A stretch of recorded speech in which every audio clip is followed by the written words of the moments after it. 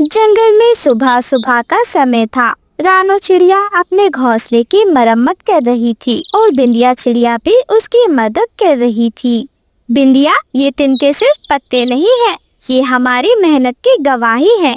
जब बारिश आती है तो सब कुछ बहा ले जाती है, लेकिन तब ये तिनके कहते हैं, रानो तू फिर से बना सकती है, तू रो मत, तेरे आंसू मेरे पंखों को भारी कर देते हैं। हम टूटी टहनी का भी महल बना सकते हैं, अगर इरादा मजबूत हो तो।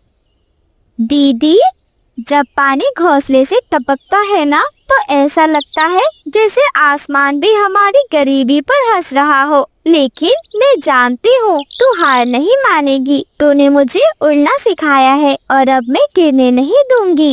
अरे अरे हरियाली, देख तो जरा रानो और बिंदिया की हालत, जैसे पंखों में चूहे घुस गए हो। घोंसला नहीं, कोई टूटी हुई टोकरी लग रही है। और ये रानो हर बार मेहनत का राग अपनाती है, जैसे जंगल की रानी हो। अरे भाई, मेहनत से पंख नहीं चमकते, किस्मत से चमकते हैं।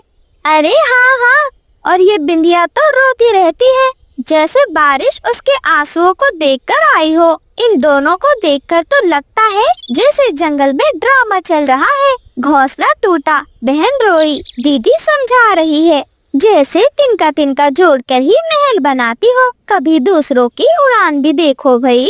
अरे हाँ हाँ, इनकी हालात देखकर तो कविता भी शर्मा जाए। चलो चलो हरियाली, हम अपनी टहनी पर बैठकर गरम दाना खाएं और इनके हालात पर कविता लिखें। टपकता घोंसला, रोती बहन और रानी बनने का सपना। हा हा हा हा हा। तभी अचानक जंगल में तेज से बादल गरजने लगे और देखते ही देखते बारिश शुरू हो गई। रानो और बिंदिया अपने घोंसले को बचाने की कोशिश करती हैं। दीदी देखो, पानी अंदर आ रहा है, घोंसला भीग रहा है, मैं भी भीग गई। अब हम क्या करेंगे? ये तिनके तो बह जाएंगे, जैसे हमारी मेहनत को कोई बहा कर ले गया हो। बिंदिया तो डर मत, ये बारिश हमारी परीक्षा है, पर हम फिर से बनाएंगे और इस बार ऐसा बनाएंगे कि बारिश भी रास्ता बदल ले। तू मेरे पंखों की ताकत है और मैं तेरे आंसुओं की ढाल, हम हार नहीं मानेंगे। शाम होते होते बारिश भी रुक जाती है। रानो और बिंदिया जंगल में पत्ते ढूंढने और सूखी टहनियाँ ढूंढने निकल जाती हैं।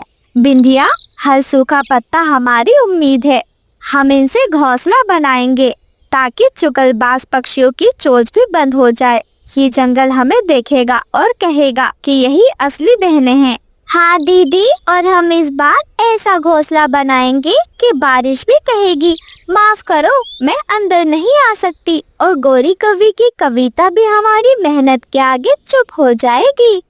तभी उन्हें एक आवाज सुनाई देती है जो एक जाल में फंसी हुई परी की थी। ओ प्यारी चिड़ियों, मुझे इस जाल से निकालो, मैं तुम्हारी मदद कभी नहीं भूलूंगी। तुमने मुझे देखा, समझा और बिना स्वार्थ के मेरी मदद की, यही तो असली उड़ान है। तभी रानो चिड़िया और बिंदिया चिड़िया दोनों मिलकर उसी जाल से आजाद कर देती हैं। हम जंगल की बेटियां हैं, मदद करना हमारा धर्म है। चलो बिंदिया, इसे आजाद करते हैं। ये जाल किसी की उड़ान नहीं रोक सकता, खास तौर से तब जब इरादा पंखों से भी बड़ा हो। दीदी, ये तो परी है, जैसे आसमान से आई हो। चलो इसे उड़ने दो, शायद ये हमारी मेहनत का जवाब लाए। और फिर वो दोनों मिलकर उस परी को आजाद कर देती हैं। परी मुस्कुराती है और चमचमाता सोने का घोंसला देती है। रानो, बिंदिया, तुम दोनों ने बिना किसी स्वार्थ के मेरी मदद की। ये सोने का घोंसला तुम्हारी मेहनत और बेचारे का इनाम है। इसमें कभी पानी नहीं बहेगा, हर दिन का तुम्हारी कहानी कहेगा। ये घोंसला सिर्फ घर नहीं, ये जंगल की प्रेरणा बनेगा। और फिर रानो चिड़िया और बिंदिया चिड़िया दोनों बहनें उस सोने से बने घोंसले में रहने लगती हैं। जंगल के सारे पक्षी हैरान थे। हरियाली, लगता है हमने रानो को गलत समझा। उसकी मेहनत ने उसे सोने का घर दिया और हमारी चुगली ने हमें खाली टहनी। कविता लिखना आसान है, पर किसी की मेहनत को समझना मुश्किल है। आज रानो ने हमें सिखा दिया कि असली कविता पंखों से नहीं, दिल से उड़ती है। हाँ हाँ, अब मुझे भी समझ आया कि ताने मारने से तिनके नहीं जुड़ते, हमने उड़ान की हंसी उड़ाई और अब वो उड़कर आसमान छू गई। चलो चलो गोरी, हम रानों से माफी मांगते हैं। और फिर हरियाली तोती और गोरी कौवी दोनों उड़कर रानो चिड़िया के पास जाती हैं और उससे माफी मांगती हैं। रानो बहन, हमने तुम्हारा मजाक उड़ाया, तुम्हारी मेहनत को नीचा दिखाया, हमें माफ कर दो, हम बहुत शर्मिंदा हैं। हाँ हाँ, हम वादा करते हैं आज के बाद हम तुम्हारे साथ रहेंगे और हमेशा तुम्हारी मदद करेंगे और जंगल के किसी भी पक्षी की मजाक नहीं उड़ाएंगे।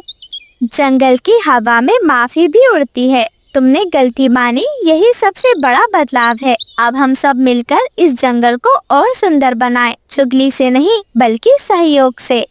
मेरी दीदी तो सबसे अच्छी है। चलो दोस्तों, अब हम सब मिलकर एक नई दुनिया बसाएंगे और तुम दोनों हमारे घोंसले पर नजर मत कराना। अरे बिंदिया, ऐसी बातें क्यों कर रही हो? इन दोनों ने माफी मांग ली, यही काफी है। बिंदिया भी छोटी है गोरी बहन, हरियाली बहन, इसकी बात का बुरा ना मानना। अरे नहीं नहीं, ये तो हमारी छोटी बहन जैसी है, हम क्यों बुरा मानेंगे? वैसे भी जो हमने किया था उसके बाद ये तो हमें सुनना ही था। ऐसा कहकर गोरी कौवी अपना सर झुका लेती है। तभी बिंदिया उससे माफी मांगती है। लगता है आप दोनों सच में शर्मिंदा हो, मुझे माफ कर दो। चलो अब हम सब मिलकर इस जंगल को सुंदर बनाते हैं। इस कहानी से हमें सीख मिलती है, जो दूसरों की उड़ान पर हंसते हैं वो कभी ऊंचाई नहीं छूते। जो बिना स्वार्थ के मदद करते हैं उन्हें सोने का घोंसला मिलता है। मेहनत, बहनचारा और सच्चाई के बिना कोई भी घोंसला अधूरा है। और जो चुगली करते हैं उनकी चोंच एक दिन शर्म से झुक जाती है। जंगल में उड़ान उन्हीं की होती है जिनके पंख इरादों से बने होते हैं। आप सभी का धन्यवाद। बरसात की रात थी, आसमान में बिजली कड़क रही थी, पेड़ की शाखाएं जोर जोर से हिल रही थी। हवा इतनी तेज थी, ऐसा लग रहा था जैसे पूरा जंगल ही उड़ जाएगा। हर कोई अपने घोंसले में दुबका हुआ बैठा था, लेकिन एक छोटा सा घोंसला जो टूटा फूटा था, उसमें बारिश की बूंदें टपक रही थी। उसमें बैठी थी रानो चिड़िया, अपने 5 छोटे छोटे नन्हे मुन्ने बच्चों को अपने पंखों में समेटे हुए कांप रही थी। रानो के पास ना कोई मजबूत छत थी, ना सुरक्षा, और इस कठिनाई में भी कालू कौवा और गोरी कौवी जैसे पड़ोसी उसका मजाक उड़ाने का मौका नहीं छोड़ रहे थे। अरे अरे कालू जी, सुनो सुनो, मैंने आज रानो को देखा, अपने बच्चों को हरे हरे पत्तों से ढक रही थी जैसे कोई महारानी हो, और वो पत्ते कोई रेशमी रजाई हो। हो गोरी, उसके घर की हालत देखी है, टपकता है ऐसे जैसे बादल फट गया हो। बच्चों के सिर पर भी पानी टपक रहा था और वो बड़े शान से खुद को एक सपनों वाली माँ समझती है। तभी उड़ती हुई हरियाली तोती तेजी से कालू कौवे और गोरी कौवे की डाल के पास आती है और बैठ जाती है। अरे अरे कालू गोरी, मैंने तो सुना है वो अपने बच्चों से कहती है, एक दिन मैं तुम्हें उड़कर सबसे बड़े सितारों तक पहुंचाऊंगी। अरे भला उसके जैसे टूटे फूटे पालने में पलने वाले बच्चे भी सितारों तक पहुंचते हैं। हाय हाय, सपनों की दुकान खोल रखी है उस बेचारी ने। वहीं दूसरी तरफ रानो चिड़िया की आंखों में आंसू थे। वो अपना टूटा फूटा घोंसला संभाल रही थी। रानो चिड़िया के कानों को सभी की बातें सुनाई दे रही थी। ये सब सुनकर उसकी आंखों में आंसू आ जाते हैं। हाँ हाँ, मेरा घर टूटा फूटा है, पत्तों से बना है, बारिश में टपकता भी है और हवा भी अंदर घुस जाती है। तुम सब हंसो क्योंकि शायद तुम्हें मेरी मजबूरी मजाक लगती है, लेकिन याद रखो, माँ की दुआओं में वो ताकत होती है जो तूफानों को भी झुका देती है। रानो चिड़िया अपना सर झुका लेती है और रोने लगती है। आज तुम मेरे बच्चों के सपनों पर हंस रहे हो, पर कल देखना, यही सपने तुम्हारे बच्चों को भी आसरा देंगे। माँ कभी सिर्फ अपने बच्चों के लिए नहीं जीती, उसका दिल तो हर बच्चे के लिए धड़कता है। ये सब सुनकर वो तीनों, कालू कौवा, गोरी कौवी और हरियाली तोती, बिल्कुल चुप हो जाते हैं। जंगल का माहौल कुछ पल के लिए बिल्कुल शांत हो जाता है, लेकिन फिर कालू कौवा, गोरी कौवी और हरियाली तोती जोर से हंस पड़ते हैं। तभी तूफान भी और ज्यादा तेज हो जाता है। सब पक्षी अपने अपने घोंसलों में दुबक गए थे। तभी झाड़ियों से एक बड़ा सा सांप फुफकारते हुए बाहर आ जाता है। आज तो मेरी किस्मत खुली है। इन मासूम बच्चों को उनकी खुशबू से ही पेट में आग लग रही है। हा हा हा हा हा हा हा। आज भूख का असली स्वाद मुझे मिलेगा। वाह वाह नागराज, आज तो दावत होगी दावत। और फिर वो काला सांप गोरी कौवे के घोंसले की ओर बढ़ता है। जग्गू कौवा सांप को देखकर डर जाता है। माँ माँ माँ बचाओ बचाओ मुझे। लेकिन सांप जोरों से झपटता है और जग्गू को पकड़ लेता है। बचाओ बचाओ माँ, बोल तो बचाओ बचाओ मुझे। मेरी मेरी सांस रुक रही है माँ, मेरी सांस रुक रही है। कालू कौवा घर में नहीं था। गोरी कौवी घबरा जाती है और चीखती है, लेकिन डर के मारे वो अपना एक पंख भी नहीं हिला पाती। उसी वक्त रानो चिड़िया भी सांप को जाते हुए देख लेती है। वो देखती है कि सांप जग्गू को लेकर जा रहा है। हे भगवान, ये तो जग्गू है। नहीं, मैं एक माँ हूँ और एक माँ किसी भी बच्चे को यूँ तड़पता हुआ नहीं देख सकती। मेरे होते हुए जग्गू को कुछ नहीं होगा। भगवान मेरी मदद करना। और फिर रानो चिड़िया तूफान में उड़ती हुई अपने भीगे पंखों के साथ आँखों में आग लिए और अपने दिल में ये संकल्प लिए कि बस कैसे भी कर जग्गू को बचाना है। रुक जा दुष्ट सांप, तेरे जहर से मैं डरती नहीं। मैं माँ हूँ, जान दे सकती हूँ, लेकिन तुझे बच्चों की जान लेने नहीं दूंगी, चाहे वो मेरे हो या फिर किसी और माँ के। और फिर रानो चिड़िया अपनी पूरी जान लगाकर उस सांप के ऊपर वार करती है। उसकी आंखों पर जोर जोर से चोंच मारती है। सांप भी रानो चिड़िया को दूर धकेल देता है। रानो चिड़िया जोर से गिरती है, लेकिन वो हार नहीं मानती। नहीं सांप, अगर तू सोचता है कि माँ की ममता कमजोर होती है तो तू भूल गया है कि यही ममता तूफान को भी मात दे सकती है। मेरी जान ले ले, लेकिन इस मासूम की सांसों को मत छीन। तभी कालू कौवा भी आ जाता है। कालू कौवे को देखकर रानो चिड़िया में थोड़ी हिम्मत आती है। वो दोनों मिलकर सांप पर वार करते हैं और सांप जान बचाकर तेजी से वहाँ से भाग जाता है। कालू कौवा और रानो चिड़िया दोनों जग्गू को लेकर घोंसले की ओर चले जाते हैं। गोरी कौवी पेड़ की डाल पर बैठी हुई इंतजार कर रही थी। हरियाली तोती उसे समझा रही थी। अरे अरे गोरी, माफ कर दो मुझे, मैं भी तुम्हारी मदद ना कर सकी, लेकिन तुम चिंता मत करो, रानो बहुत साहसी है, वो तुम्हारे बच्चे को जरूर बचा लाएगी और मैंने कालू कौवे को भी उसी तरफ भेजा है। तुम चिंता मत करो, वो दोनों आते ही होंगे। तभी रानो चिड़िया जग्गू कौवे और कालू कौवे के साथ उस डाल पर आ जाती है। गोरी कौवी जग्गू को अपने पंखों में समेट लेती है।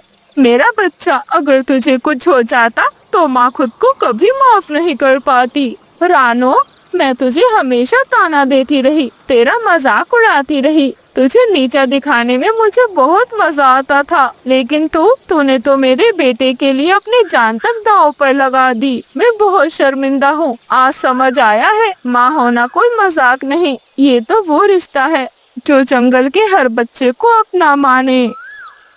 गोरी, मैंने तुझे कभी अपना दुश्मन नहीं माना। माँ का दिल छोटा नहीं होता गोरी। मेरे बच्चे हो या तेरे, अगर वो मुसीबत में हो तो उन्हें बचाना मेरा फर्ज है, क्योंकि माँ होना सिर्फ खून का रिश्ता नहीं, माँ होना दिल का रिश्ता होता है। अरे हाँ हाँ, अब हम सब मिलकर एक ऐसा घर बनाएंगे जो बिल्कुल महफूज हो और सब मिलजुल कर साथ में रहेंगे। और फिर अगली सुबह जंगल के सभी पक्षी इकट्ठा होते हैं। कालू कौवा, गोरी कौवी, हरियाली तोती, सबके चेहरे बदल चुके थे। वो सब मिलकर जंगल में गुलाब चुनते हैं। उन्हें इकट्ठा कर धीरे धीरे एक सुंदर और मजबूत गुलाब का घर बनाते हैं। वो कांटों से घिरा था ताकि कोई भी शिकारी उस पर हमला न कर सके, और अंदर से गुलाब की पंखुड़ियों से सजा था ताकि बच्चों को नरमी और खुशबू मिल सके। अरे रानो, अब ये घर सिर्फ तेरा नहीं, ये घर हर माँ का है। अब हम सब मिलकर बच्चों की रक्षा करेंगे। हाँ हाँ, और अब मैं चुगली नहीं करूँगी रानो, अब तेरे साथ खड़ी रहूँगी। मैंने कल तेरा मजाक उड़ाया था और आज मैं तुझसे सब कुछ सीखूंगी। आज तुम सबने समझ लिया है कि असली ताकत अकेलेपन में नहीं, साथ में है। गुलाब की तरह जो नरम भी है और नुकीला भी। प्यार और सुरक्षा दोनों एक साथ हैं। यही तो असली घर है। इस कहानी से हमें सीख मिलती है, माँ की हिम्मत मजाक से बड़ी होती है। जो दूसरों की तकलीफ को समझे वही असली पड़ोसी होता है। और जब जंगल एक हो जाए तो सबसे बड़ा शिकारी भी हार जाता है। सच्ची ताकत गुलाब की तरह होती है, नरम भी और नुकीली भी। जंगल में इन दिनों बस खुशियों का ही माहौल था, क्योंकि जंगल के हर पक्षी के घर में अंडे जो हुए थे। हरियाली तोती अपने अंडों को देखकर बहुत खुश थी। मिठू तोता भोजन लेकर ही लौटा था। मिठू जी देखो, आज हम दोनों भोजन कर रहे हैं। कुछ ही दिनों बाद जब हमारे अंडों से बच्चे होंगे, तब देखना कैसे पूरा घोंसला चहचहाहट से गूंज उठेगा। हाँ हाँ हरियाली, और तो और साथ ही हमारे बच्चे हमारे साथ भोजन किया करेंगे। हाँ मिठू जी, जब से मैंने अंडे दिए हैं घर में बस खुशहाली ही खुशहाली है। भगवान हमारी खुशहाली को बरकरार रखे और जल्दी हमारे अंडों में से बच्चे बाहर आ जाएं। वहीं दूसरी तरफ कालू कौवा और गौरी कौवी रहते थे। उनके घोंसले में भी 2 अंडे हुए थे। अरे गौरी, जाकर भोजन ले आओ, देखो भूख लग रही है। कालू, ऐसी बातें कर रहे हो? कल ही अंडे दिए हैं मैंने कहीं नहीं जाना। अब एक अच्छे पिता बनो, पति तो अच्छे बन ना सके तुम। जाओ जाकर कहीं से भोजन लेकर आओ। ये क्या बात हुई गौरी, कल मैं भोजन लाया था, आज तेरा नंबर है भोजन लाने का, ना कि मेरा। अब जा के भोजन लिया। अरे अंडे दे दिए तो क्या हो गया, अब तू माँ बनने वाली है, अपनी जिम्मेदारियाँ क्यों भूल जाती है। कालू जी, शर्म नहीं आती आपको? मैंने कल ही अंडे दिए हैं, बहुत कमजोर हालत में हूँ मैं। शर्म करें और जाकर भोजन लेकर आएं। नहीं नहीं गौरी, मैं कहीं नहीं जाने वाला। कालू, जाते हो या अपने भाइयों को फोन लगाऊं? 5 के 5 भाई आएंगे और बताएंगे तुम्हें कि भोजन कौन लेकर आएगा। गौरी, हर बात पर अपने भाइयों को बीच में क्यों ले आती हो। जाता हूँ भोजन लेने। अच्छी दादागिरी है तुम्हारी, जब देखो भाइयों के नाम पर मुझे डरा के रहती हो। और फिर कालू कौवा बेदिली से ही ना चाहते हुए भी भोजन लेने चला जाता है। कालू कौवा जंगल में उड़ते उड़ते भोजन की तलाश कर रहा था। तभी रास्ते में उसे रानो चिड़िया दिखाई देती है। अरे कालू भैया, आप यहाँ क्या कर रहे हैं? रानो बहन, ये गेहूं की बालियां तुम्हें कहाँ से मिली, मुझे भी बता दो। गौरी ने मुझे भोजन लेने भेजा है। कालू भाई, यहाँ जंगल में भोजन तलाश करना इतना भी आसान नहीं है। ये तो मैं पास वाले जंगल से लेकर आई हूँ। आप भी मेरी बात माने तो पास वाले जंगल में ही चले जाएं। रानो बहन, क्या ये भोजन तुम्हारे लिए है? ये भोजन तो काफी है, अगर तुम मुझे आधा भोजन दे दो तो आज मेरा काम हो जाएगा, वरना गौरी बहुत मारेगी रानो बहन। इतना सुनकर रानो चिड़िया हंसती है और कालू कौवे को भोजन दे देती है। आधा आधा भोजन लेकर वो दोनों उड़कर अपने अपने घरों की ओर आ जाते हैं। कालू जी, बड़ी जल्दी भोजन ले आए। हाँ गौरी, कालू नाम है मेरा। हर काम कालू कौवा रफ्तार से करता है, तेरी तरह सुस्त नहीं मैं। हाँ पता है, सब पता है मुझे। कितने रफ्तार वाले हो, जानती हूँ। किसी न किसी से मांग कर लाए होगे भोजन, छीन कर या फिर झूठ बोल कर। फिर कालू कौवा और गौरी कौवी दोनों भोजन करते हैं। ऐसे ही धीरे धीरे समय बीतता जाता है। रानो चिड़िया अभी तक माँ नहीं बन पाई थी। जंगल के सभी पक्षियों ने अंडे दिए थे। गौरी कौवी ने, हरियाली तोती ने, बंटी कबूतर और लूसी कबूतरी के घर भी आज अंडे हुए थे। लूसी कबूतरी अपने घर से निकल जाती है और उड़ते हुए सीधे रानो चिड़िया के पास जाती है। रानो बहन, आज मैं बहुत खुश हूँ। आज मैंने पूरे 2 अंडे दिए हैं। बहुत जल्द मेरे घर में बच्चों की चहचहाहट गूंजेगी। इतना सुनकर रानो चिड़िया की आंखों में आंसू आ जाते हैं। लूसी बहन, आपको क्या बताऊं, ये सब सुनकर बस मेरी आंखें नम हो जाती हैं। भगवान ना जाने मुझे ये खुशी कब देगा, लेकिन मैं भगवान से दुआ करूंगी आपके बच्चे बिल्कुल सही सलामत इस दुनिया में आ जाएं। रानो, तुम चिंता मत करो, भगवान तुम्हें भी बच्चे जरूर देगा। वहीं दूसरी तरफ हरियाली तोते के अंडे से छोटा मिट्ठू जन्म लेता है।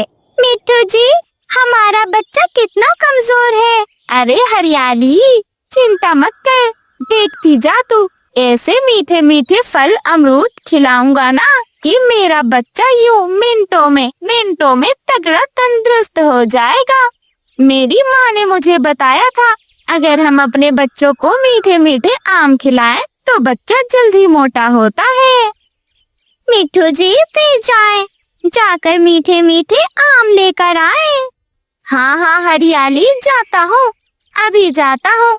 अपने बच्चे के लिए नहीं जाऊंगा तो किसके लिए जाऊंगा। वहीं दूसरी तरफ कालू कौवे की पत्नी कालू कौवे से लड़ रही थी। उसके अंडे से एक प्यारा सा बेटा जग्गू जन्म ले चुका था। मम्मा, मुझे भूख लगी है, भोजन ला कर दो ना।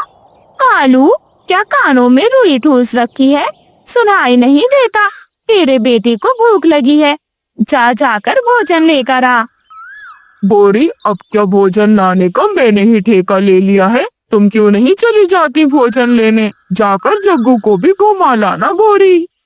ठीक है कालू, आज तो चली जाती हूँ, लेकिन कल तुझे ही भोजन लाना होगा। ऐसा कहकर गोरी कौवी अपने घोंसले से निकल जाती है।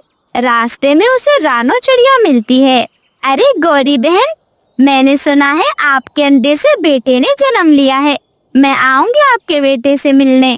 गोरी कौवी उसे बहुत बुरा जवाब देती है, जो सुनकर रानो चिड़िया की आंख में आंसू आ जाते हैं। नहीं रानो, मेरे घर आने की जरूरत नहीं है। वैसे भी रानो, मैंने बहुत सालों बाद अंडा दिया है, मैं नहीं चाहती तुझ जैसी बांझ चिड़िया का साया मेरे अंडों पर पड़े। इतना कहकर गोरी कौवी वहाँ से चली जाती है। रानो चिड़िया वहीं बैठकर रोने लग जाती है। हे भगवान, आखिर मेरा क्या दोष है, मेरा क्या कसूर है जो तूने मुझे माँ नहीं बनाया। रोज रोज ये बांझ होने के ताने मुझसे सुने नहीं जाते भगवान। रानो चिड़िया रो धोकर अपने घोंसले की ओर चली जाती है। दिन बीतते जाते हैं और फिर रानो चिड़िया पूरे 5 अंडे देती है। पूरे जंगल में ये खबर तेजी से फैल जाती है और कुछ ही दिनों बाद रानो चिड़िया के अंडे से पूरे 5 बच्चे जन्म लेते हैं। रानो चिड़िया अपने बच्चों के साथ बहुत खुश थी। वहीं रानो चिड़िया ने एक बहुत सुंदर हरी घास का घर भी बना लिया था, जिसमें वो अपने बच्चों के साथ हंसी खुशी रहती थी। मेरे बच्चों, तुम्हें इस घर में अब किसी चीज की कमी नहीं होगी। ये घर मैंने तुम्हारे लिए खास हरी घास से बनाया है। रानो चिड़िया अपने बच्चों के साथ हंसी खुशी उस हरी घास के घर में रहने लग जाती है। इस कहानी से हमें सीख मिलती है, धैर्य और विश्वास से बड़ी कमी पूरी हो सकती है। जब समय सही होता है तो प्रकृति हर अधूरी कहानी को पूरा कर देती है। रानो चिड़िया की प्रतीक्षा ने उसे सिखाया कि देर से ही सही, लेकिन सच्चे मन की पुकार हमेशा सुनी जाती है।